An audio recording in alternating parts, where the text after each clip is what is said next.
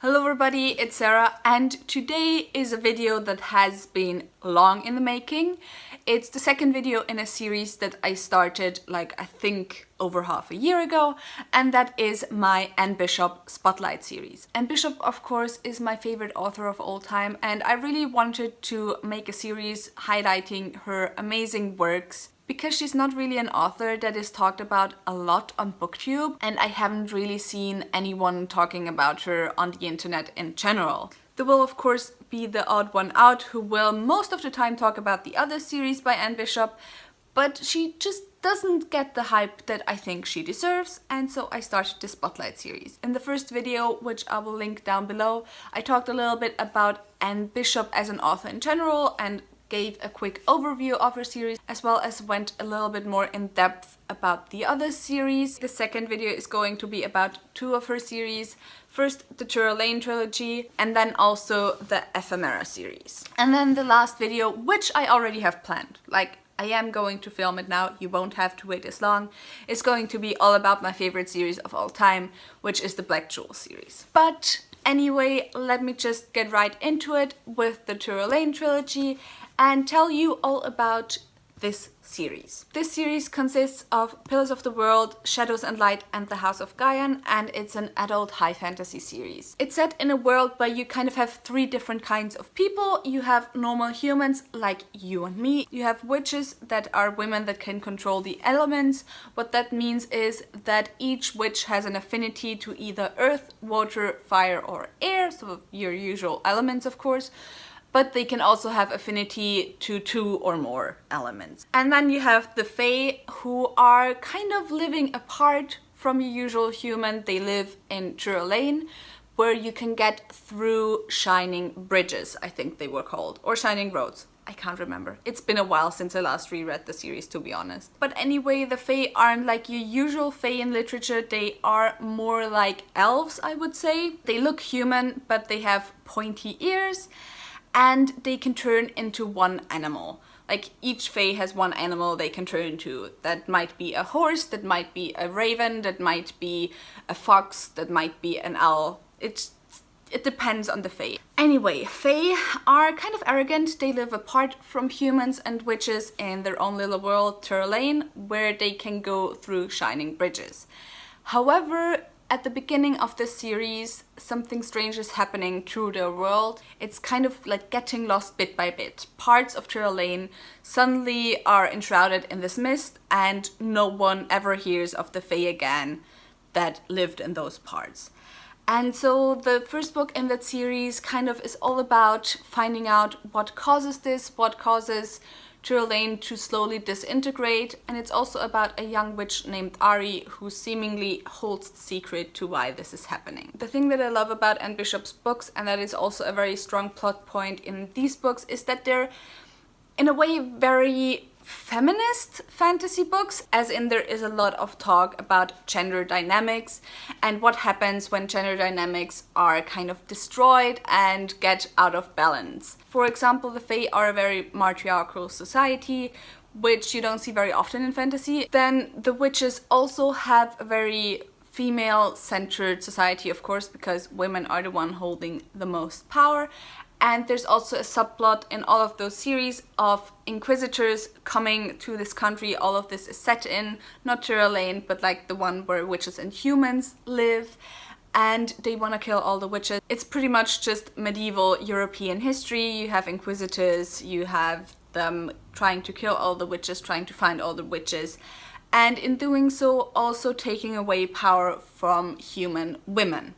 So you have this whole subplot, what happens when power is taken away from women, how do women react, how do women fight against this.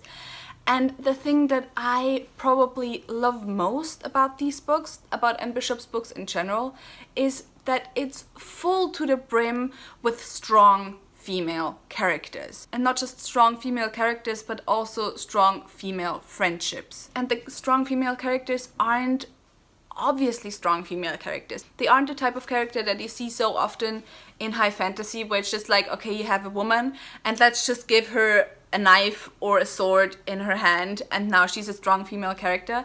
Ari, for example, can't fight, and she's very much a pacifist, but she's still so strong, and she does decide to fight when it's for her loved ones. I really didn't like Ari when I first read this book. I think I was a bit too young when I first read it. I was like 13, but she is an amazing character. Also, you have beautiful love stories that are not very obvious, so I highly enjoy that. Love triangles that are not very obvious as well. And when it comes to female friendships, Morag and Ashk, who actually is a character that only appears in later books, are one of my favorite friendships among women in general. They are both really strong women, and they both have their own opinions, and they don't always see eye to eye, but their friendship is just one of the most beautiful things I have ever read about in books. Something that I have to say about this series is that in a lot of parts it's very stereotypically fantasy. There are a lot of tropes in this,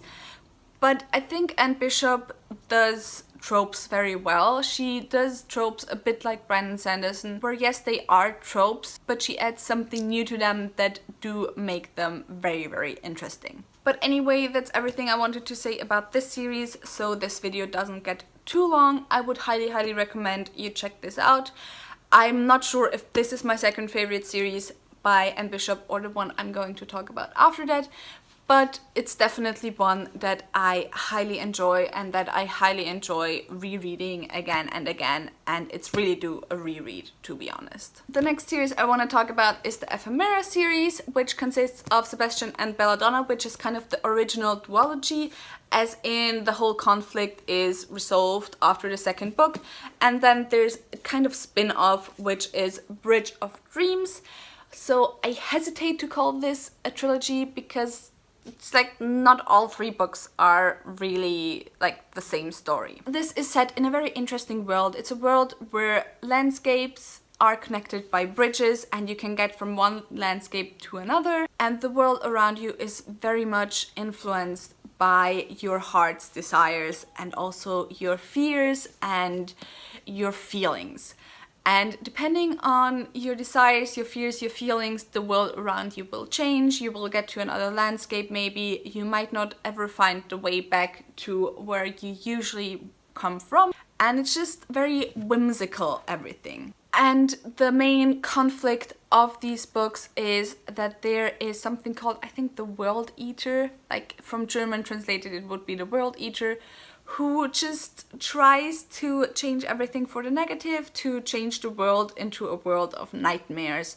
And it's about trying to keep him from doing that. This series, much like the Black Jewel series, but I'll get to that in my other video, is very sensual. Of course, like the first book, you have as a main character a half incubus, and incubus being a demon that lives off of sexual energy. But I don't mean sensual in a way of an erotica or anything, but it's just sensual. I don't know how else to describe it. And again, I just love the main characters so much. It's just the same thing that I can say again and again about all the characters in Anne Bishop's books. They are very strong characters. She has strong female characters, although in this book there isn't as much a focus on female friendships as in all of her other books. Again, what I can say is everyone's always raving that they want to read more about female friendships. Anne Bishop is the author for you. She has plentiful female friendships in all of her series, aside from that one. But even here you have two female characters who have a close friendship after the first book. Another thing about this series is that it's full of some of my favorite quotes. They are also beautiful, and I think that's just the one reason why you should read this series is the quotes. One of my favorite quotes is, "Let your heart travel lightly, for what you take with you will become part of the landscape," I think is the second part. And of course that's concerning the whole thing that your heart's desires and whatever you have in your heart can change your landscape.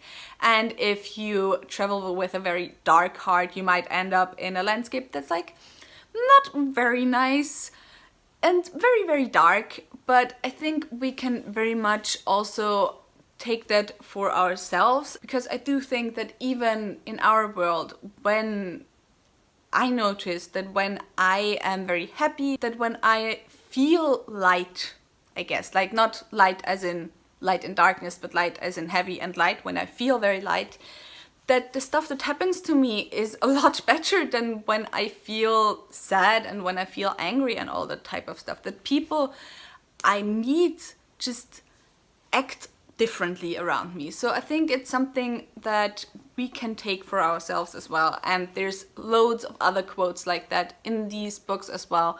So I highly, highly recommend them. I can't say as much about these books because it's been even longer than the Alainn trilogy since I read them. But I remember I love them and I love the characters, and yeah, that's it for this series as well. And that was also it again for this video. I really hope you enjoyed it. If you did, maybe think about giving me a thumbs up and maybe subscribing. If you're interested in any of those two series and have any more questions, tell me in the comments down below and I'll be happy to answer them. If you read the series, tell me if you love them as much as I do. Again, I will leave a link in the description box down below to the first video in which I talked about the other series. As soon as I upload the third video, I will also leave that link down below. I also have links to all my social media in the description box, and I hope I'll see you soon. Bye!